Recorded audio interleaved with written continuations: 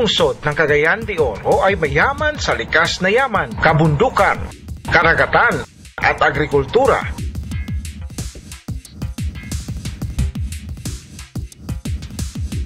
Tinaguri ang highly urbanized city ng Northern Mindanao dahil sa mabilis itong pag-asenso, hindi lamang sa pagtatayo ng mga negosyo sa lugar, maging sa mga infrastruktura. Tinagurian itong City of Golden Friendship dahil sa kanilang magandang pakikitungo sa bawat isa, higit sa lahat sa mga turista. Ito ang punong lungsod ng probinsya ng Misamis Oriental. Ang lungsod ng Cagayan de Oro ay binubuo ng 80 barangay.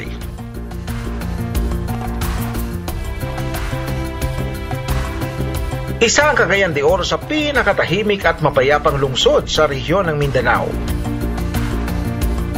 Sa katunayan, ang lungsod ng Cagayan de Oro Public Safety Company ay pinarangalan ni Pangulong Benigno Aquino III sa ika-110th Police Service Anniversary bilang Best City Public Safety Company sa taong 2010. The Public Safety Company for having been adjudged as the Best City Public Safety Company for the year 2010. The plaque will be received by Police Superintendent Danilo Tumanda, Group Commander.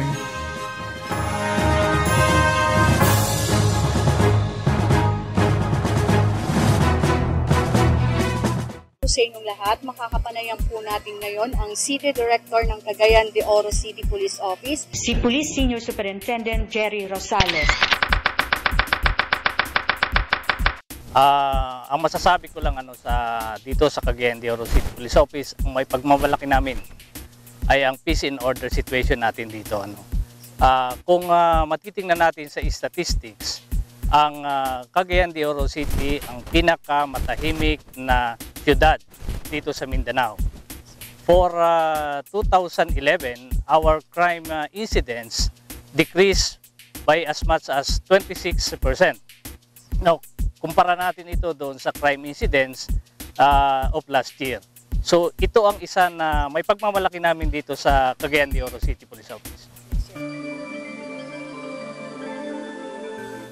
Alam mo, ang ating punong lungsod, ang atong mayor na si Mayor Imano, may mga programa siya para sa kalikasan natin dito at marami din siyang programa para sa ating kabarangayan.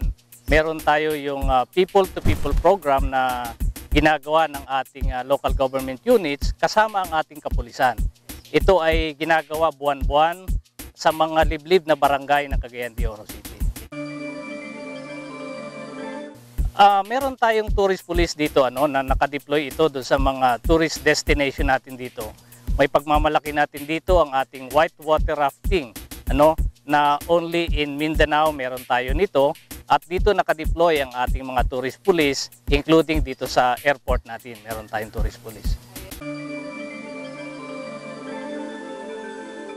Ito napapanatili natin ang katahimikan at kaayusan ng lungsod sa pakikipagtulungan ng ating local government units, ng community. Kasi sa atin, sa pagpanatili ng katahimikan at kapayapaan, kinakailangan ang kooperasyon ng bawat isa, ang community, ang local government units, at ang ating kapulisan.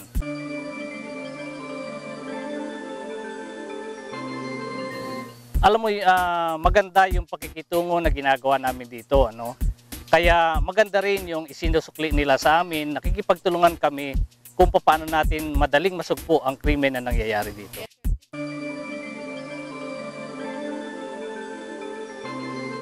May pagmamalaki natin ang ating tourist destination. Marami tayong mga turista na pumupunta dito sa Cagayan de Oro. Nandyan yung ating water rafting, nandyan yung ating Hatiko Adventure, at ang Macahambus Cave, ang ating Malasag Eco Village. Ito yung mga magagandang lugar na pinupuntahan ng ating mga turista dito sa Cagayan de Oro City. Kasama na dito sa pagpanatili natin ng katahimikan ng lungsod, yung ginaganap natin na night cafe and night market during Fridays and Saturdays. So nandito nagkakaisa ang ating local government units, ang kapulisan, at ang ating mga investor. Nandiyan lahat sila sa Divisoria, kasama ang ating community.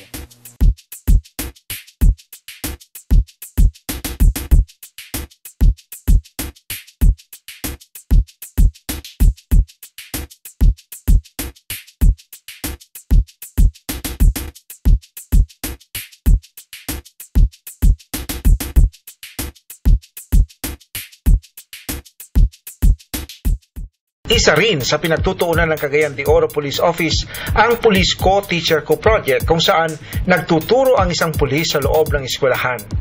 Dito na ipapakita ng mga pulis kung anong ugnayan meron sila sa mamamayan ng naturang lugar. Samantala, hindi lamang katahimikan at kapayapaan ang pinagtutuunan ng pansin ng Cagayan de Oro City Police Office. Isa sa mga advocacy nito ay ang pagkakaroon ng malinis at buhay na karagatan. Noong nakaraang taon, sinimulan ang Sagip Kalikasan Project kung saan gumagawa ang ilan nating kababayan katuwang ang kapulisan ng mga artificial coral reef.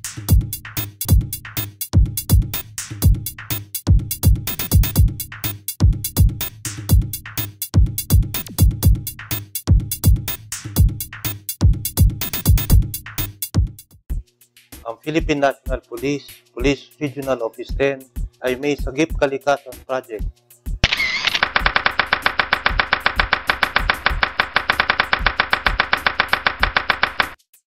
Ito ang pag-establish ng artificial coral reef sa karagatan ng Northern Mindanao, particular sa municipality ng Ngasaan, probinsya ng Misamis Oriental. Simula ang proyektong ito noong April 2010. Ang pag-establish ng artificial coral reefs ay pinangungunahan ng Philippine National Police, Police Regional Office 10, katuwang ang mga LGU ng Hasaan, Misamis Oriental, business sector, volunteer divers, at recently nakilahok na rin ang Philippine Army 4th Infantry Division. Ang layunin ng naturang proyekto ay magkaroon ng permanent habitat at breeding ground ang mga marine species na nasira dahil sa illegal fishing tulad ng paggamit ng dinamita sa pangingisda, muro amin at iba pa.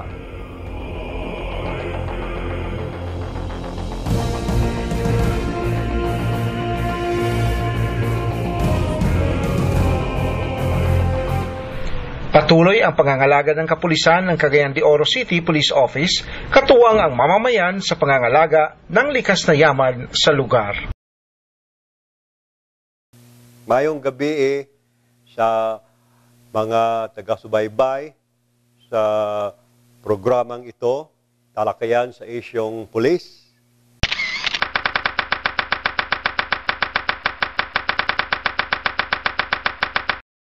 Ako ang inyong director, Regional Director dinhi sa Police Regional Office 10 sa Cagayan de Oro o ang akong area of responsibility ang kinatibuk-ang Northern Mindanao. We will also intensify our checkpoint operations, seeing to it that armed elements will not be able to enter Cagayan de Oro City and they will be able to ply their trade here. Then, we will seriously conduct campaign against drug trafficking, and we will address the vicious menace of drug abuse in the city and other parts of the region.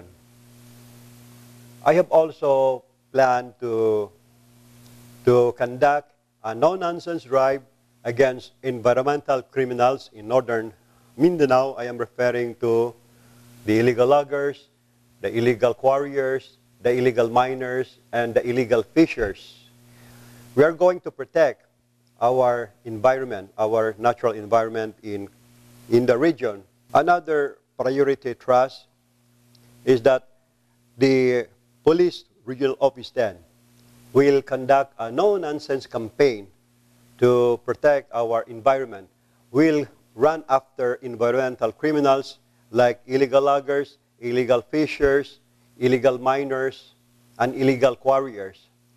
We will stop illegal loggers from cutting down our trees in the mountains of northern Mindanao because we will do this in order to preserve our natural resources, and we hope to